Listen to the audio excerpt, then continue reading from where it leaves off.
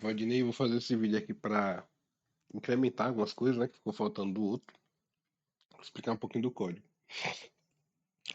O que a gente está usando para fazer esse projeto aqui é um framework chamado Svelte. O Svelte, eu gosto de usar ele porque ele parece pra caralho com HTML, tá ligado? Tipo, aqui é o HTML, que nem a gente conhece. E aqui é. Cadê? Rotas.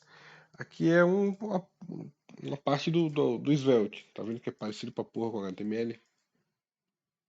É, esses.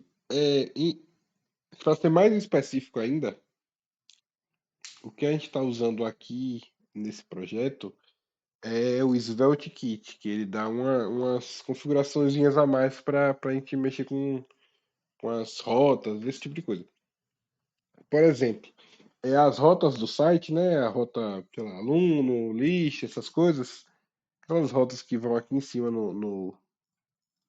na URL, por exemplo, na rota turma. Essas rotas, elas são feitas na pasta que tem aqui, ó. SRC, pasta routes. Qualquer pasta que você criar aqui, ela vai automaticamente criar uma rota. Tá vendo aqui, ó? Turma. Opa, cadê? A pasta turma lá é a pasta turma que tem aqui é a rota que eu tô agora. Turma/2. É, a gente pode criar uma rota como se fosse uma variável também. Por exemplo, aqui tá turma 2 porque essa turma aqui é a turma que tem o ID 2, entendeu? Na outra é a turma 1 porque o ID da outra é 1. Para criar uma rota como se fosse uma variável, a gente cria uma pasta que ela abre colchetes, passa o nome da variável que a gente quer e fecha colchetes. É basicamente isso aí, a questão das rotas, né? Aí como funciona as páginas? As páginas é o seguinte, só para explicar aqui, a pasta routes, né? A pasta routes mesmo, é a pasta inicial. É a pasta que não tem rota nenhuma aqui. Oh, porra. Para a gente renderizar uma página, né? A gente tem que criar esse arquivo aqui, ó, myspage.svelte. E quando a gente cria um arquivo com esse nome nessa rota, ele automaticamente é jogado lá é colocado para ser exibido, né? Aí vamos lá. Isso aqui é basicamente o, o código do Svelte. Isso aqui tá dando um erro, eu vou dar uma, dar uma olhadinha aqui por quê.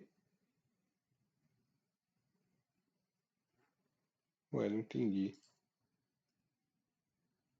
Ah, foda-se, esse aí é besteira. É, a página, ela é feita aqui, só que essa partezinha de cima aqui, que tem o ícone, né? O início e o login, ela não é feita nessa página. Ela é feita numa outra página chamada layout, mais layout.svelte. Eu não sei porque que as importações, né, estão dando esse erro, mas tá funcionando, é o que importa. Vou dar uma olhada aqui rapidinho, que eu acho que é no Svelte Config. Foda-se, tá funcionando. Nesse layout.svelte aqui, ele é meio que uma parte do código que vai aparecer em todas as páginas. Por exemplo, se eu estiver na página de lista, ela vai estar aqui em cima. Se eu estiver numa turma, ela está aqui em cima, ela não muda, entendeu? Então, essa parte aqui é do que vai aparecer sempre, como se fosse a barra de navegação, né? Aí só para explicar rapidinho, essa parte aqui toda é código do Svelte normal e tem essa tag aqui slot. Essa tag slot aqui é onde essa página aqui, tudo que está nessa página aqui vai entrar nesse slot, entendeu? Tudo que tiver na página que a gente está usando, por exemplo, se eu estiver no início, vai ser a pages.svelte. Tudo que tiver nessa página aqui vai estar no slot. Se tiver em lista de professores, tudo que tiver na pasta lista vai estar em slot, entendeu? Acho que deu para entender, né? Aí eu vou dar uma explicaçãozinha aqui rápida sobre como funciona o Svelte. É, o Svelte, ele é basicamente, ele, tipo, é como se a gente conseguisse escrever o código com o JavaScript. Escrever HTML com JavaScript, né? Um jeito bem simples de explicar. No framework, né, a gente tem vamos, como é que eu falo? A gente tem uma maneira de fazer o código baseada em componente. O que que isso quer dizer? Que para eu não precisar, por exemplo, criar vários botões que têm o mesmo estilo, aí eu tenho que, toda vez que eu quiser, eu tenho que escrever lá botão, classe, não sei o que, não sei o que, só para fazer um botãozinho, né, que é que nem o botão que eu sempre uso. Seria no HTML normal. Toda hora seria ter que ir lá, botar classe, etc, etc, etc. Esse modo da gente escrever código, né, baseado em componente, faz com que a gente possa criar um componente que ele sempre vai ter esse estilo, tudo que ele vai fazer ele vai estar pré-programado já, só vai chamar e editar o que você precisar. Por exemplo, nesse código aqui, o componente que eu estou usando é essa navbar, né? Navbar aqui. Aí vamos lá. Deixa eu pegar outro aqui que eu acho que vai ser melhor para ele explicar. Deixa eu ver a página de login. Acho que ela vai ser melhor para explicar. O Svelte funciona assim. Tudo que você tiver de HTML, por exemplo, título, não sei o que, div, tudo que você escrever de HTML normal aqui vai aparecer lá na tela direto, entendeu? Nesse caso aqui eu tenho meu div login, só de estar aqui ele já vai aparecer lá na página. Se eu tiver uma parte de script, né, uma tag de script, tudo que eu escrever de script aqui vai ser inserido nesse HTML que eu escrevi. E ele é bem diferente do JavaScript HTML normal. Por exemplo, eu posso inserir um if, né? Que nem é no PHP, eu posso inserir um if aqui direto no HTML. Ele funciona como um if. Se esse parâmetro aqui, erro foi igual assim, ele vai mostrar o usuário ou senha incorreta, né? Porque vai aparecer lá como erro. Eu posso passar valores direto pro HTML também. Por exemplo, se eu tiver uma variável, sei lá, qualquer variável. Imagina que eu tenho uma variável aí. Se eu quiser adicionar um valor dessa variável aqui, eu posso só mostrar, ó. Por exemplo, tem uma variável que mostra quantas vezes deu erro. Quantidade de erros. Só de eu fazer isso aqui, botar entre chaves, o valor que estaria nessa variável vai aparecer aqui na tela. Eu também posso passar esses valores direto para parâmetros do HTML, né? Que nem tá aqui, a opção do botão. Aí vamos lá. Como é que eu uso um componente? Basicamente, você vai importar o componente, né? Tá aqui, ó. Import o nome do componente from e onde o componente está. Aí depois que você importou aqui no script, você pode ir lá no HTML e joga lá, block panel, né? O componente que eu criei aqui, e você vai poder usar. Vou lhe explicar só essa partezinha aqui do bloco desses HTML aqui que tem ponto, rapidinho. Nos components, né? Nos componentes aqui, dentro da pasta tem vários componentes. Por exemplo, dentro da pasta Block Panel tem vários componentes aqui. Tem um botão, tem input, panel, tem text area, um bocado. Aí, para eu não precisar ficar importando todos aqui, importar botão, eu fiz o seguinte: eu criei um script aqui. Esse script ele pega todos esses componentes que já estão aqui e exporta como se fosse uma pasta, né? Ou seja, eu posso acessar essa pasta aqui só por acessar a pasta, né? Eu não preciso ficar importando. Tipo, eu teria que importar botão, teria que importar botão, teria que importar textara, cada um separadamente, né? Aí fazendo assim eu não preciso, eu posso importar só a pasta e aí eu posso usar todos os componentes que estão na pasta só escrevendo aqui, ó, o nome da pasta, ponto, o componente que eu quero. Caso não sei se isso aqui vai ser útil para você, né? Só para explicar como é que eu fiz, porque eu não usei do método normal. Aí vamos lá. Aí depois que você fez o HTML e o JavaScript, se você meter uma tag de style aqui, né, do CSS, ele já vai ser inserido lá automaticamente. Isso aqui tudo é renderizado antes da página ser jogada pro usuário, no navegador. Isso aqui é renderizado no servidor. Aí, deixa eu ver se tem mais alguma coisa útil para ele explicar aqui. É, acho que não. Essa parte aqui não mesmo. Eu vou lhe explicar agora a lógica do login, né? Você viu que no outro vídeo que quando eu abri o site pela primeira vez eu já estava logado. Isso é porque eu salvei os dados do login do usuário no. Eu salvei os dados do login do usuário nos cookies do site. Vou mostrar aqui. Memória. Não, é desempenho? Acho que é memória mesmo. Eu esqueci onde é, peraí. Aplicativo aqui. No aplicativo você vem em cookies. E eu vendo o cookie aqui. Tem um cookie que eu criei aqui, ó. Usuário logado. Eu esqueci de botar um O aqui, mas não tem problema não. No usuário logado, tem as informações do usuário, tá vendo? Todas as informações do usuário estão salvas nesse cookie. Ou seja, se eu reiniciar a página, eu não sou deslogado, porque as informações já estão salvas nos cookies.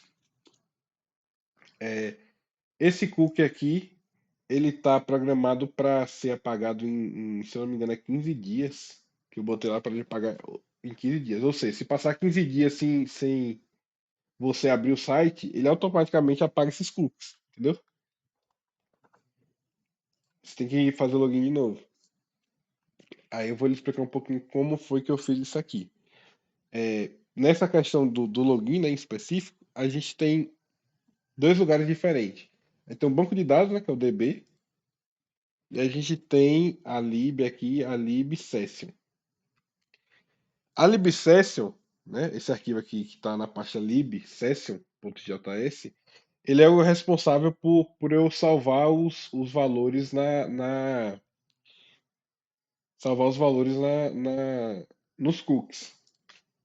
É, esse arquivo aqui, ele é uma função chamada session, que ela recebe esse parâmetro aqui, que você não precisa entender muito bem o que é não. Isso aqui é basicamente os cookies do navegador que essa função recebe. E essa função session, ela retorna outras duas funções, a função get e a função set. A função get, ela pega ela recebe o cookie que a gente quer, né, que é esse usuário logado aqui.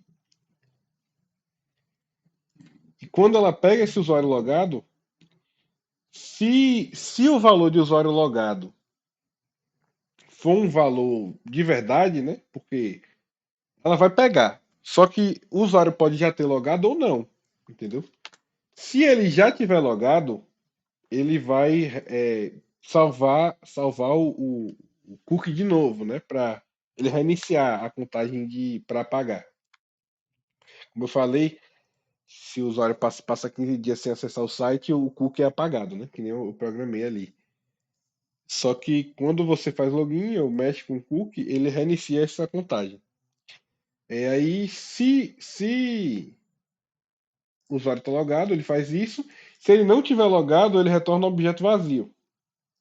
Em string, porque eu retorno aqui no json.pers, que aí vai retornar o objeto para onde eu estiver usando essa função. E na função set eu recebo o usuário, o objeto usuário user aqui, né? Objeto user, que é o usuário que está logado, e a max age, que é. Eu não lembro de ter usado isso aqui nunca, não, né? Mas tá aí. Eu acho que se eu passar. Acho que eu escrevi aqui e acabei não usando, mas me ignora. Nessa função set, eu digo a quantidade de dias que eu quero salvar esse cookie e eu multiplico aqui porque a função maxAge aqui ela é por segundos, né? Aí então eu tenho que calcular. São 15 dias, 15 vezes 24, né, que vai dar 15 dias, vezes 100, vezes 60, que vai dar a quantidade de minutos, vezes 60, que vai dar a quantidade de segundos. Aí, essa parte aqui é a parte que faz o usuário ser salvo nos cookies. Agora, a parte do banco de dados, né, como a gente mexe com o banco de dados, é aqui nesse arquivo, na parte db, index.js. Aqui nesse arquivo é onde a gente faz a conexão com SQL. Né? A gente cria aqui, connection é igual a MySQL, create connection, o host, localhost, o usuário root, a senha Valdinei e a banco de dados escola. Eu comecei fazendo assim, Valdinei. Eu fazia uma função aqui, usuário, aí essa função ela vai selecionar qualquer coisa from usuário, aonde ID é igual ao ID que eu estou passando. Aí eu criava cada coisinha que eu estava fazendo, eu ia lá e criava uma função. Só que eu vi que o tempo ia começar a ficar muito curto e eu tava ficando com preguiça. Aí, em vez de exportar essas funções, eu exportei logo a parte do código, né? A parte do código do SQL. Aí eu posso só importar a parte do código, a função que executa o código SQL e executar o código onde eu quiser, né? Eu não preciso criar a função e exportar. Você vê que ainda ficam algumas funções aqui que eu não. Eu deixei elas aí, já que eu já tinha feito, né? Mas depois dessa última função aqui, registrar o usuário, eu comecei a usar, exportar o query e usar onde eu precisava mesmo. É, aqui, rapidinho, só para ele explicar como é que funciona a função de registrar o usuário. Os dados que você escrever lá vão ser passados para cá. E ele tem uma lista de imagens aqui. Dá para ver as imagens aqui, ó. Tem essa lista de imagens aqui. E ele escolhe uma dessas imagens aleatórias. É, na verdade, não é bem assim, não. Eu dei uma perdida. É assim, ó. Tem uma chance de 50% de. Aqui, ó. Chance de 50% dele escolher uma cor aleatória, né? Que é feita né, é feita aqui. Escolhe uma cor aleatória ou uma das imagens aleatórias, né? Aí 50% cair na cor, ele vai e cria uma cor aleatória.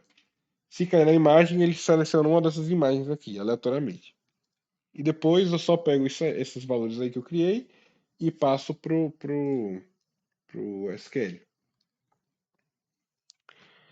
Outra coisa que ficou faltando é como funciona a parte do servidor no Svelte, né?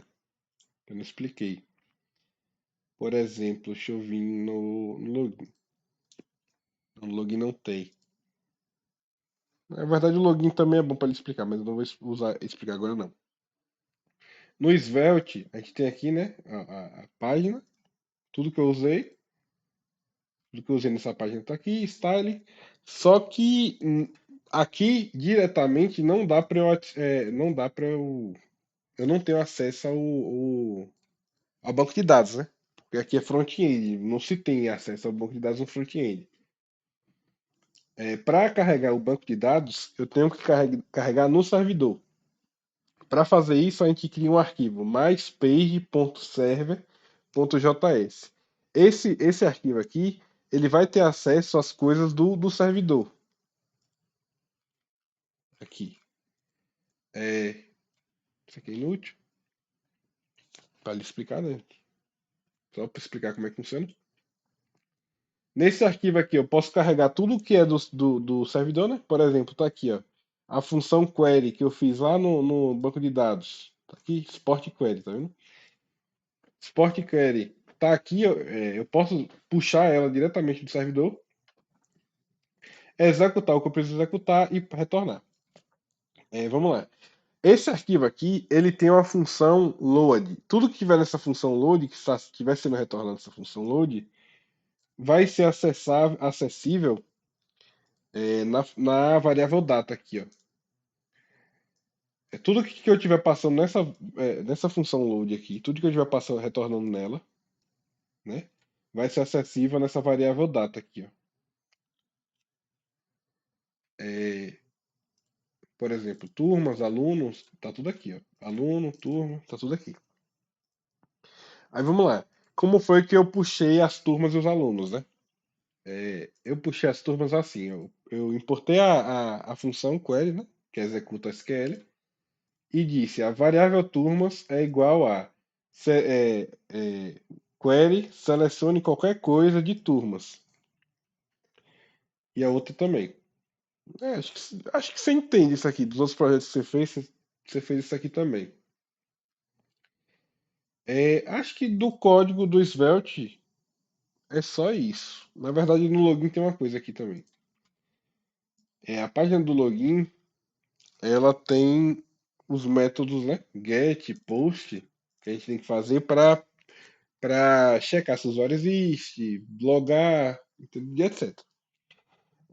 Para fazer isso, eu criei uma rota única para ele, né? A rota validar. E essa rota ela é mais server.js, né? Ela é outro script que já é pronto do Svelte. Nesse script, se eu exportar uma função com o nome de algum método, né? Get, post, delete, se eu exportar alguma função, é, ela vai automaticamente funcionar como um API, né? API para a gente poder salvar os dados. Por exemplo, nessa aqui, eu exportei a função post, né? Já que eu vou adicionar um usuário novo. Aí eu peguei o valor do usuário, o usuário está aqui. Se o usuário for não encontrado, ele redireciona dizendo que ocorreu um erro. Se não, se o usuário for encontrado, ele faz login, aqui ó, session. Ele pega aquela função de session que guarda o usuário no cookie e guarda o usuário no cookie, né? Que nem está aqui no código. E redireciona para o início da página. É assim que a gente faz APIs, né, no Svelte, a gente exporta a função post. Acho que você não vai precisar disso não. Agora a parte importante que eu vou lhe explicar é a parte do banco de dados. O banco de dados é assim, eu vou usar até a imagem aqui mesmo, deixa eu abrir o site. O banco de dados, Valdinei, é assim. Isso aqui. A gente tem as tabelas normais, né? Tabela usuário, tabela turmas, atividades. Na verdade, de tabelas normais a gente só tem essas: usuários, turmas e atividades. São só essas três tabelas. Eu botei aqui tipo admin e os tipos, mas eles não. É só para representar mesmo, eles não são tabelas de verdade, não. O usuário, aqui na parte do tipo, vai ter. Aqui em tipo seria professor, aluno ou admin, entendeu? Não são outras tabelas, não. É, mas de tabelas normais a gente só tem usuário, turmas e atividades. Aí a gente tem outras duas tabelas que funcionam assim. É, por exemplo, a tabela aluno-turma. Como vários alunos podem estar em várias turmas, a gente precisa de uma tabela de relacionamento. Por exemplo, a gente tem a turma um e o aluno um. É, não tem como eu dizer que o aluno um está na turma um diretamente, porque se ele estiver na turma um, ele não vai estar em outras turmas, entendeu? Por isso que a gente precisa de uma tabela de relacionamento, porque um aluno pode estar em várias turmas. A tabela de relacionamento aluno-turma aqui, ela basicamente salva o ID do aluno e o ID da turma, num objeto só. Aí, só desse objeto que tem o ID do aluno e o ID da turma existir, a gente já sabe que esse aluno com esse ID está nessa turma com esse ID. Não sei se deu para entender. Aí a gente salva todos os usuários que estão numa turma. Aí, por exemplo, tem o usuário um, usuário 2 e usuário 3. Aí aqui vai ter tabela de relacionamento. Vai estar lá ID aluno um tá na ID turma 1, ID aluno 2 tá na ID turma 1, ID aluno 3 tá na ID turma 1. Todos estão na turma 1, entendeu? É assim que a gente faz esse relacionamento. E tem outra tabela de relacionamento, que é a tabela de aluno-atividade. Que é para a gente saber se o relacionamento aluno-atividade existir, né? Quer dizer que o aluno fez a atividade. Se ele não existir, quer dizer que o aluno ainda não fez. Aquela partezinha do site que você pode marcar lá, marcar a atividade como feita ou desmarcar a atividade como feita. Se o relacionamento do aluno aqui, ID aluno e ID atividade existirem, quer dizer que o aluno fez a atividade. Cadê? Aqui. Vou lhe mostrar aqui no código as tabelas, né? Como eu lhe falei, aqui é a tabela usuário. O usuário ele tem um ID com alto incremento, que sempre que um novo usuário for adicionado aqui, o ID vai ser aumentado, né? Por exemplo, o admin aqui, quando adicionar ele, o ID dele é o ID 1. No próximo usuário que a gente adicionar, o ID vai ser 2. No próximo, 3. Ele vai auto-incrementar sempre. Essa aqui é a tabela usuário. Aí depois da tabela usuário tem o ID turma, que também tem a tabela turma, né? Que também tem o ID de auto-incremento.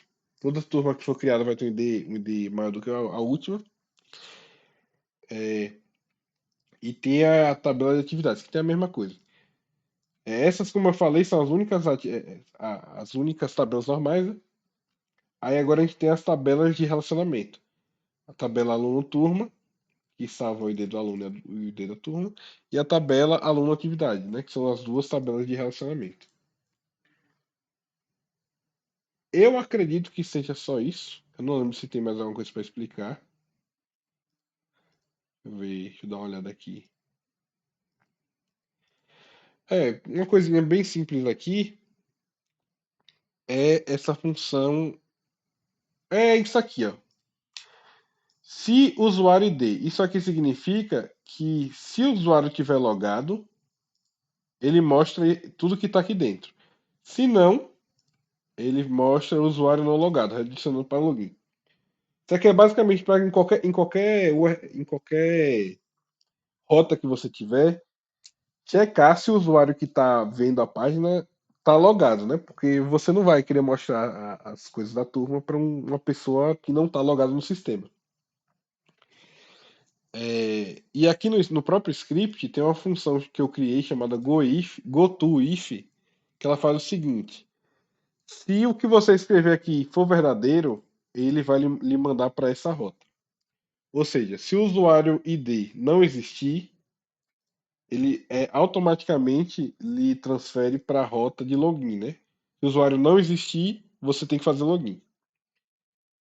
E em qualquer outra, na rota do login, eu fiz a mesma coisa, só que ao contrário. Se o usuário ID existir, volta para a rota inicial, né? Porque não faz sentido. Se o usuário já está logado, não tem para que ele logar de novo. Né? Não tem para que ele inserir os dados de login de novo. Deixa eu ver se tem mais alguma coisa aqui para ele falar. Acho que não. Era só isso mesmo. Só isso mesmo. Valeu.